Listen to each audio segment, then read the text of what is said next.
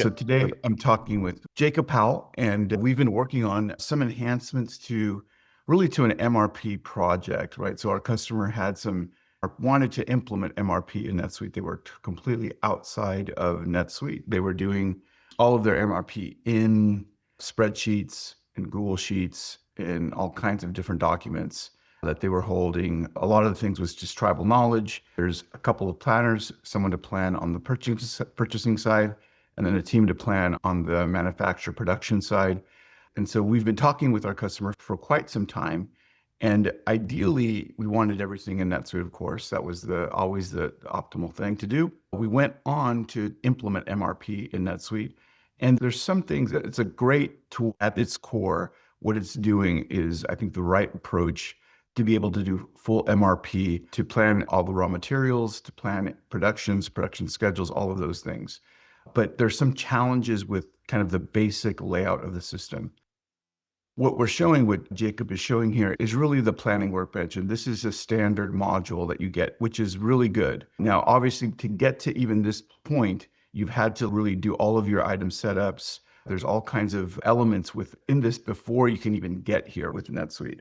So item setup and then planning setups, all these kind of planning configuration elements to get to a point where NetSuite will give you a recommendation. So in this view, you could see what NetSuite is doing. It's really giving you recommendations based on items. And what you're able to do is start looking at different items, and we'll just see what NetSuite does. And if you want to walk us, Jacob, through this a little bit, just to get the flavor of what NetSuite's trying to help you with and do.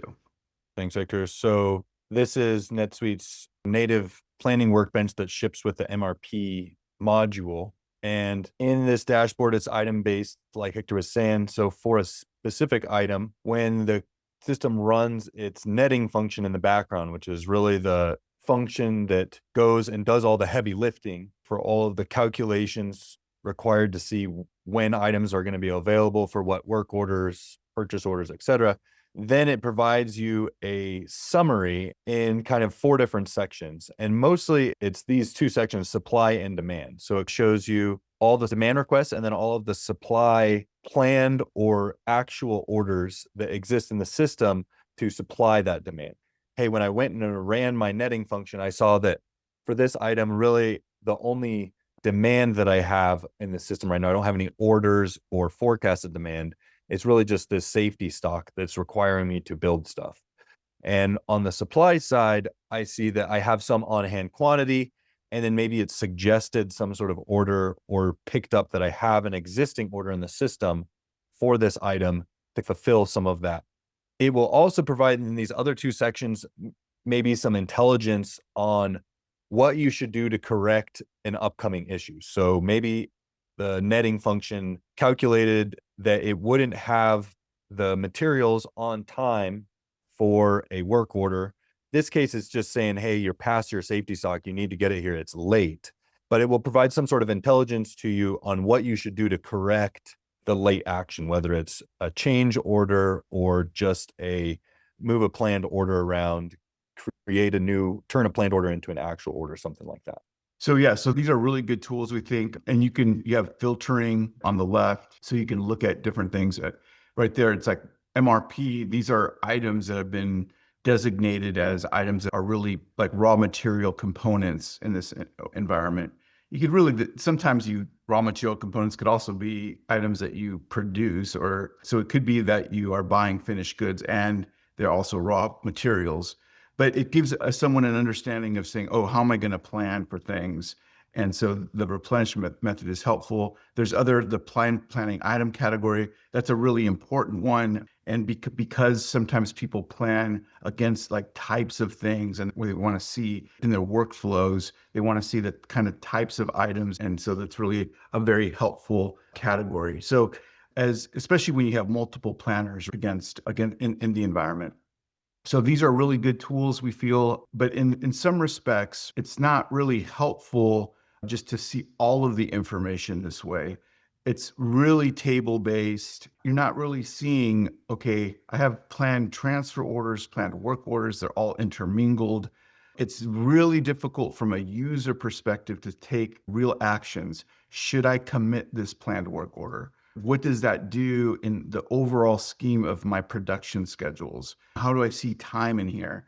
Because all I see is a list of dates. How do they relate to one another? As you could see, the recommendations, the lines that we're achieving here, there are hundreds, if not sometimes in cases, thousands of lines that we're able to show. To get to all of them in a reasonable space is very difficult. And you got to think about, hey, a lot of these items, there are lots of different items. They're all kind of getting into some kind of workflow, work order production. So that's where we're at. Good tool. We feel like all of the core data elements that the MRP produces are solid, right? So we could rely on them. All of the pegging, all of the recommendations, all of kind of the lead times, all of those little attributes help us really create the right record structures, right? It has really good information. It's really a matter of how to access that information in a better way to get us into a place. So we'll go to the next tab, which is a little bit just about a standard item display, right? And for MRP, what we're really looking at is a lot of different data across locations, right? Inventory and MRP elements are always held at an item level and a location level. And so when you're looking at MRP, you're always trying to put information into these different item location and this little grid that you see here. So safety stock, work order, variable lead time, there's all of these various attributes, and they are very important and they are very meaningful for MRP to run. If MRP is off in these settings, then the whole system is going to be at I risk. think that's what's happening on this item. We opened up an item that's not an MRP based item here. So it doesn't have anything filled in.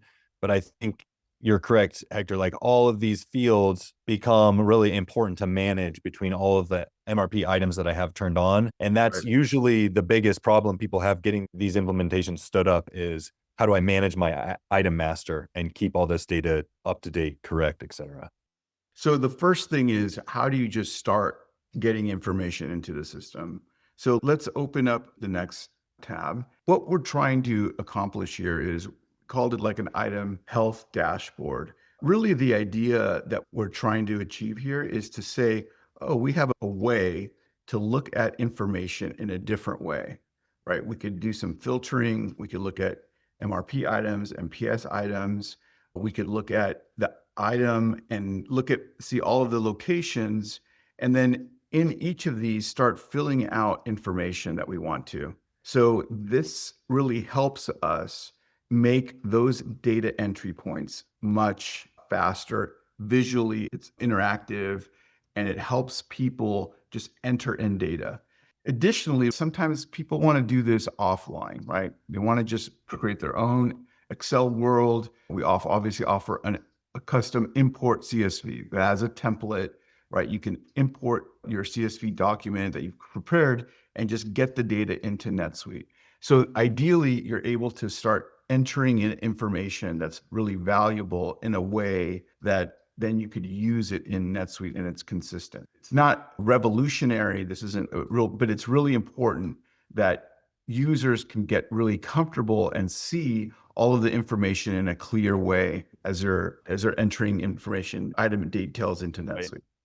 Yeah, I think one of the biggest things as you're trying to get onto NetSuite MRP is it's producing all of these suggestions and such that are completely driven from the data on your item master and on your transactions, demand plans, et cetera, in the system. And when you start getting a suggestion that doesn't make sense to you, hey, you need to order X amount of this item. And you think as a planner, you say, oh, I don't really think I need to order that amount. It's not a question of, oh, NetSuite must be wrong. They must have miscalculated it. It really comes down to the data that you fed it is likely not set up correctly. And so really the idea that we've been trying to give the clients here is, hey, we're looking at the data MRP is giving us. And as a planner, we're validating that mentally. And when we see things that don't seem completely right, that's a flag for us, first off, to go look and see why MRP is suggesting what it's suggesting, right? Because it's always the same kind of function that it's running to get there. So having a quick way to get in here to a specific item to see, okay, why did it tell me that I'm producing lots of only 1800 or multiples of 1800? I can see right right here, that's the reason that it's doing that. We could then move on to another element. So before you even can run MRP, you have to get items set up. And the other element, often really challenging, is forecasting. And we'll go into a forecast here. On the forecast, we created, again, another editor. And this is really important in ways because there could be certainly most organizations budget forecasts, not just on an item, but they also budget forecasts against a customer. So an item and a customer combination. And NetSuite doesn't really have a model that supports that. NetSuite really only has an item and location-based forecasting. So what we're saying is now we're trying to forecast elements between this item and customer. And then that really helps us understand better from a user perspective what's going into the system. There's a little bit of a customization here, Jacob, not just that we have these data, but we had to create some custom records here to support this. Yeah, that's correct. So I think you described that well. NetSuite thinks of forecast or item demand plans, which is what it feeds into the netting function for forecasted demand. It thinks of those as a location and item-based record. So for a specific time period, I can only have one item demand plan for a specific location and item. And then, or at least this customer and then many other customers that we worked with, they think of it as, hey, I'm getting a forecast for this customer, right? And so they bring that forecast for this customer in, and they have to translate this customer forecast into NetSuite's model, which is completely item driven and location driven. So I have to say, oh, maybe I have multiple customers that are ordering this item. Maybe I'm shipping this customer from this location and this customer from this location. So there's some business intelligence that can help us kind of convert those two different metrics, my customer forecast, into an item demand plan in NetSuite. But demand plans in NetSuite are not fun records to play with. Just like anything in NetSuite, I don't want to go in and manually create these. And the CSV import process is honestly is a headache as well. So having a way to quickly get into the item demand plan, and then also having a way to drive it from how I think of my customer forecast in Excel or however I put it together, being able to just push that directly into NetSuite is really helpful. We're trying to move into a weekly cadence here. The real planners have thought about things as monthly in the past. We're moving into a weekly. So you could see how we could bring forth some tools to help people start thinking about how a forecast for a month is really a weekly element, could be done weekly. And so this helps them transition out of their current standard of monthly planning into weekly planning. They have to understand how many real days in a month, how many weekdays in a month are there. And so they're giving some tools so that you can start seeing this. And eventually they can get into more of a weekly cadence in this environment. So it's part of this, I think, is understanding where the customer is, where planners are in reality, trying to see where do they want to be, trying to bridge those gaps, right? Because people can't just on the fly sometimes change all of the ways in which they're doing things. They have to absorb information. And so we're trying to help them go from one place to another. Right now, everything still is showing as monthly. We're giving them some weekly information.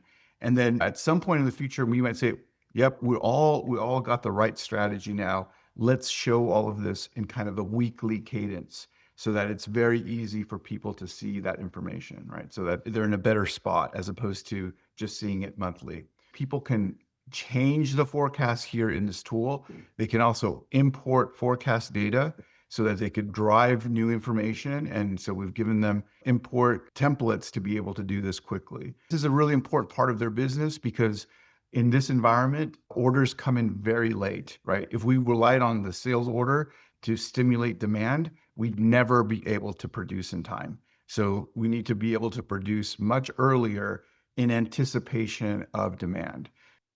So we'll transition here from the forecasting model and we'll go into really a work-centered calendar. So I think right now our first job was to help get all the data set up into NetSuite. We're doing some things on the purchasing side, although the purchasing side is somewhat straightforward and needs less assistance in managing and seeing how the different elements come together.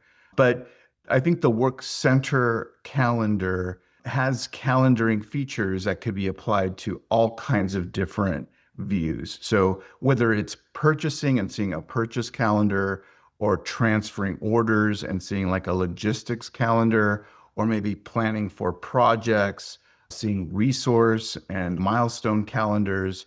So that the calendaring ideas, I think, pertain to all those kinds of scenarios.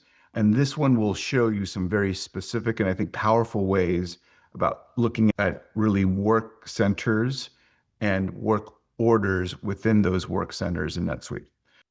In this view, really, you just have some location selections. You have a work center view or default item view. There's just some filters here, how it's going to load up, right? Nothing really major. Be able to really dial this in on the next tab if you want to open that up. So now you'll see we have a loaded page.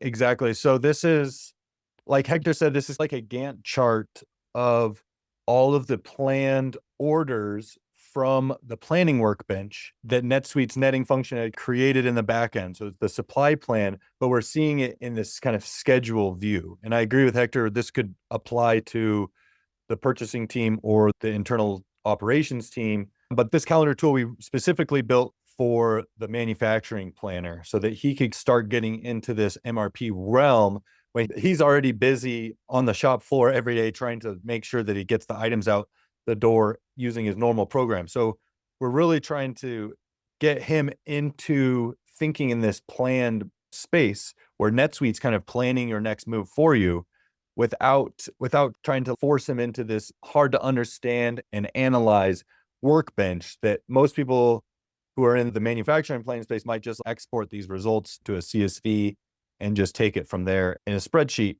We wanted to give them an even better way to just view that data that they've got in there and action it right here in the dashboard. So right now, I think we're looking at item view. And I think this is important because what we consider this is really longer term planning, longer horizons, and you're planning items into some future.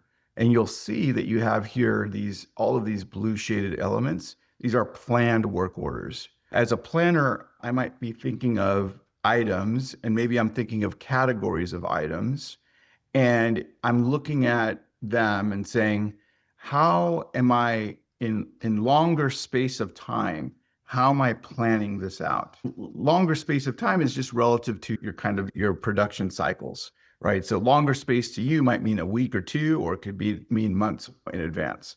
But ideally, what we're trying to say is there are items for which you are planning, and we're trying to produce maybe a planning recommendation.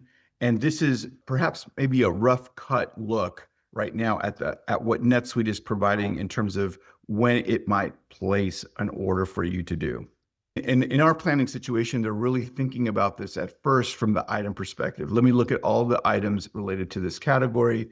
You could click on a category and you can use that filter on the left up there to find the category that you want. You could apply, let me look at all of these items related to this category and see what my plans are in the future, some future point in time based on what that means. So here you have this nice, probably a 14-day view that you can make change those views. This is my 21-day view, so I can see this week, next week, and the following week, kind of. So really, you could see that there's some planned work orders for the following week and then beyond, right? So we're really trying to say what's going on next week, Friday. When do these things have to go for the following week? That's 2 weeks from now, basically, what we're saying.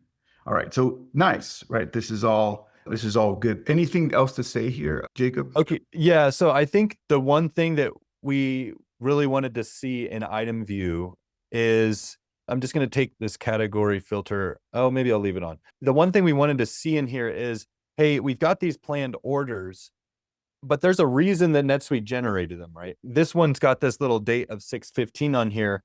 So what we can see is that we're detecting what NetSuite calls its pegging. So right here, I can see the planned work order that I'm looking at, 97479.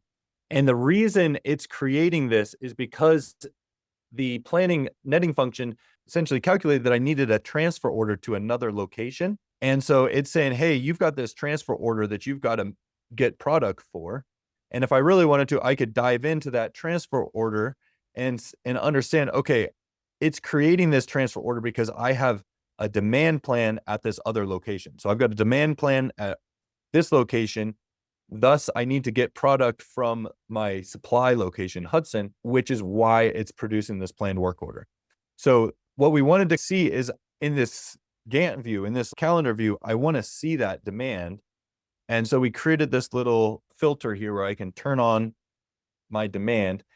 And it may look messy when you first look at it, but as you start to narrow into the detail, I'm looking at 3 weeks here. So it's a lot of events, but you can see what it does is it pulls up specific demand sources like this sales order, for example, and says, hey, 72 of this item is required on the 9th. So next Tuesday. And there's another 612 required on this sales order here on Thursday.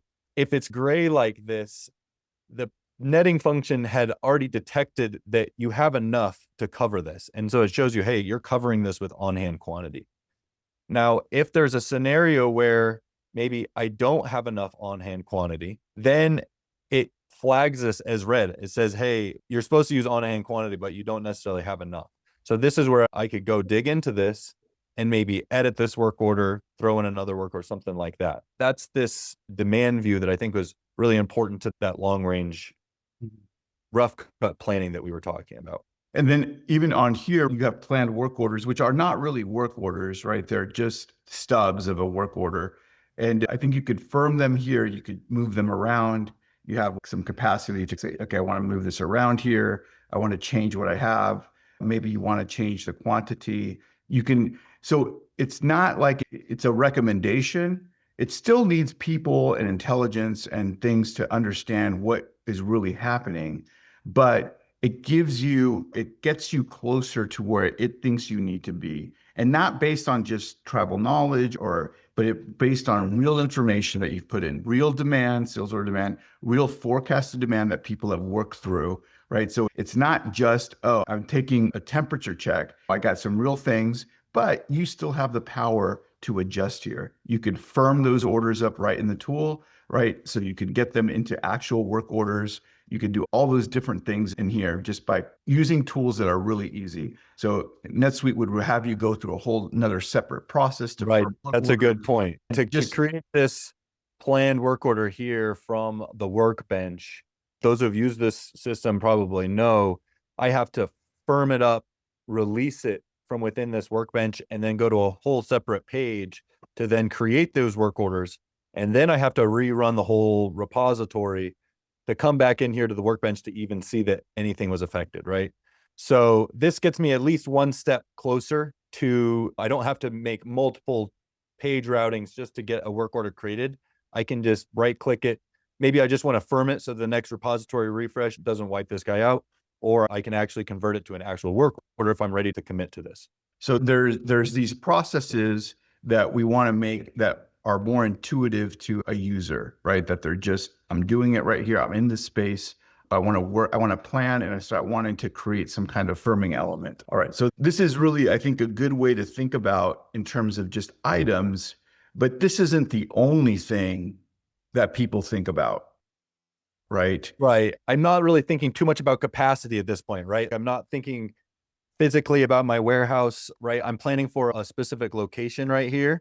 But other than that, I could have 2 work orders at the same time here, right here, and maybe they're running on 2 different machines in 2 different places of the warehouse, or maybe they need the same machine at the same place in the warehouse. So that's the next step into finite capacity. Maybe we don't leap all the way into there right now, but this work center view gets us one step closer. It shows us the same data that we were just looking at, but it's going to show it to us based on our warehouse layout. So now these are work centers in this location, and I can see, okay, all of these items in this category are actually running on the same work center. So I do have to think about a little bit of a capacity planning piece of this here. And I'm not planning down to the hour or minute in this view, but I can easily see that this will be a little bit more powerful when I clear this filter here. all the items in this category have this kind of green bar. And so you can see when I'm in this labeling bundling, I can see that all these green bar items are associated. And maybe I want to run them together. I can easily start moving things around and getting things sorted to how I like to. And it's a little bit of a mess in here right now because we just refreshed this and nothing was really firmed up. But the idea is you can now see on a location basis, this work center right here has got a lot of stuff to do, and maybe they can handle it because they have more capacity. As a planner, I'm going to be able to know that just tribal knowledge wise. I guess I'll take a moment to say this here at this point is that the tools themselves, while you could think of them as a product, a thing that exists and that other people can, anyone in the community or customers can take advantage of, some of that is true, but they're really tailored for a specific organization, right? They're thoughtful in the sense that this really applies to this customer and how they think about it. And so there's some general things that they could take advantage of, but that's not good enough, right? We want to make sure that it works for them in their environment. And what we're seeing here is tools that were designed by us in collaboration with our planners and customers. So we're thinking through the problem a certain way, and we're working with our customer to find out what is the right solution at the end of the day, right? So we're giving them inputs, they're giving us feedback, and we're tailoring these areas so that it can work, right? And that takes us to some of our AI augmentation that we're doing here, because in the past, to get some tool like customized to a customer in a very unique way was very costly, even if you had the product, not let alone just dreaming it up, right? But even having the product already to say, no, I want this coloring code on my items. I want this look here. I want to drag it all over the place. I want to be able to set the plan. I don't want it to schedule like NetSuite kind of came up with this plan itself. But as you can see, each one of these comes with a total work time. So this one's 5.5 hours, 2.5 hours. So the one thing we're not presenting here that exists in the data easily is, hey, I could flag this work center as overbooked right here if I knew what its total amount of hours it could handle in a day is, right? And so a lot of that data is what other companies are looking for. But in this scenario, like this customer is very tuned into what his team can handle. So for him, being able to just manually move things around and adjust them accordingly is more important than having the system try to like make additional adjustments and enhancements to the schedule, right? So we're trying to do that, and we're using AI tools to help us develop faster, right? Or we're trying to get more utility out of the tools. Right? Yeah, maybe go more custom, right? Like I don't need a tool that fits everybody's use here. This one is specifically built for this customer, and we could have another calendar tool that looks similar on its face, but has different functionality as I get into each one of these different views. I haven't seen the machine or the labor elements. Yeah, so this it's like a progression, right? So item view is very rough. I'm just getting things in order, looking at my demand, where my demand for my items are, getting planned work orders placed in the general region. Here, I can become a little bit more finite and just say, oh, this right here looks off. I can't have all these work. I can get some immediate signals on my rough cut schedule that maybe I still need to do a little bit more refinement. Now, when I want to go into more of a finite, like hourly based scheduling, that means different things for different manufacturers, right? So for this manufacturer, they really think about how the work orders lay out on machine. So a specific machine is set up like a line at other places where this line can only be running one work order at a time. And so what this asset view does is it just shows me the same view I was just looking at for work center, but then it breaks it out by machine at that work center. So I can see like at this work center, I actually have 2 machines that I can run stuff on, and it pulls out all those planned orders. So it assumes that when I get into asset view, I've firmed up or created the actual work orders for the stuff that I want to produce. So now I want to be in a scheduling realm.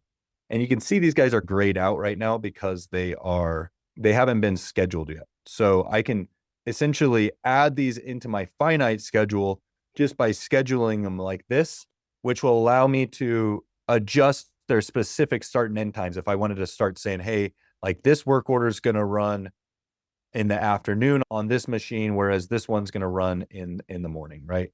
And these are actually operations, not full work orders. So this is the first op of this work order, which is just a one-op work order. But you could see, obviously, each operation is tied to a different, could be tied to a different work center. So that's not a piece we're really showing in here right now, but you can see how your operations are mapped out across the work centers with some nice highlighting and stuff.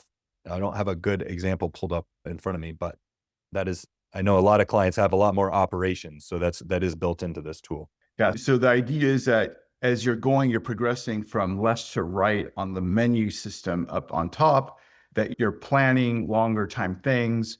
You're planning maybe now work center planning.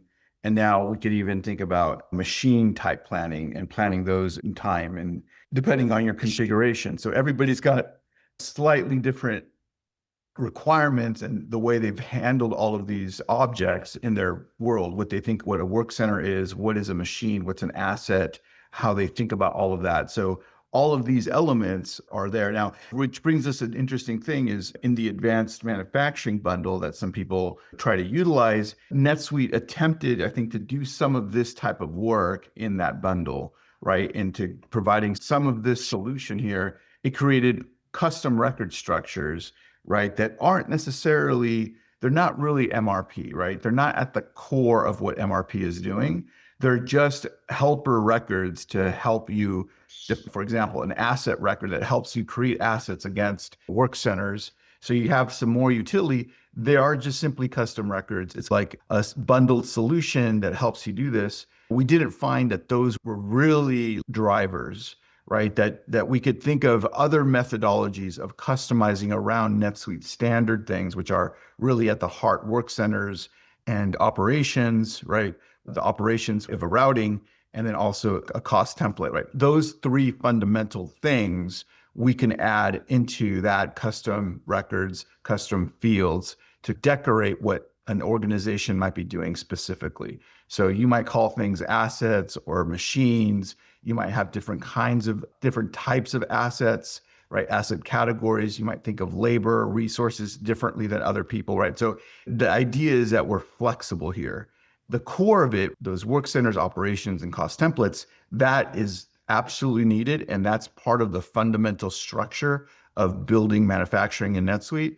This just really allows us to go to another level of customization that helps us understand things by these kind of asset ideas, machines and whatnot.